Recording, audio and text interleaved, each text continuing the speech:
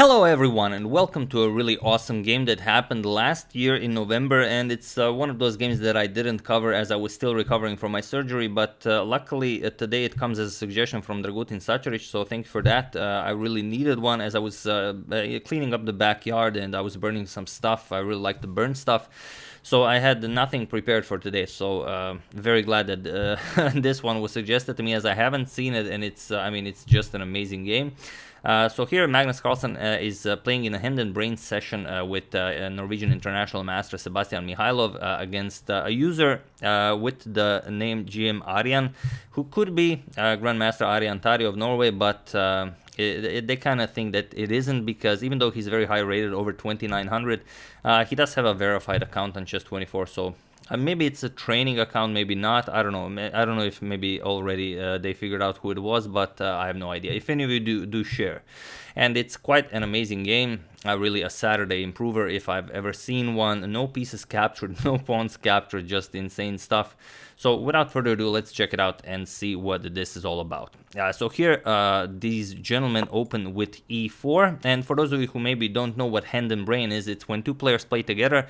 One player is the brain, the other one is the hand, and if I'm the brain, I say pawn, and the player who is the hand, he can choose any pawn move with any pawn, or if I say the knight, he can pick any knight and play any move that's illegal with the knight. So that's how hand and brain works. So here we have c5, the Sicilian defense is on the board. We have knight to c3, and now a6, just taking away the b5 square from the knight, preparing b5, bishop to b7 to grab hold of this long diagonal. We have g3, and now we have b5, just grabbing more space on the queen side. Interestingly, I forgot to mention when e4 was played at the beginning, Magnus exclaimed that we are back to the good stuff. We have bishop to g2, continuing development. Now you have to be careful. You should really put your bishop on this long diagonal as well. So bishop to b7, and now d3. Both players just continue developing. We have e6 and f4, and this is all very standard stuff. There are a lot of games in the database that reach this position. And here the main idea is d5, but for this game black played d6 instead, and now it becomes very interesting. And here we have knight to h3. Now this is again a very interesting moment, because even though Sebastian said knight, Magnus could have chosen a knight f3, knight g to e2, knight h3. He chose knight h3 because he wants to play f5 and he wants to get this knight to f4. And here there is one game in the database where knight to f6 was played, but here we have queen to c7, and it is already as of move 7 that we have a completely new game. So the players continue by castling, and bishop to e7 now. And now comes bishop to e3. Magnus was not happy with this bishop to e3 move. He thought that they should push some pawns, like maybe f5, g5, a3.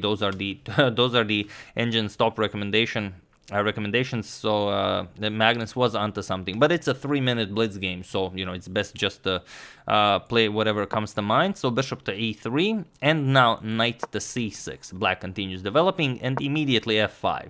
And now black already feels the tension, because well, this is happening, and the black king is still in the center of the board. Now also the f4 square has been vacated for the white knight, and you can never really capture here, because then you allow knight to d5, then the queen gets under attack, the bishop will be pressured. I mean, it's just giving white too much. So instead of capturing or even reacting to this, black just continues developing. We have queenside castles, and now knight to f4, putting additional pressure on e6, and here you have to play something. It's very hard to even find a good move for black.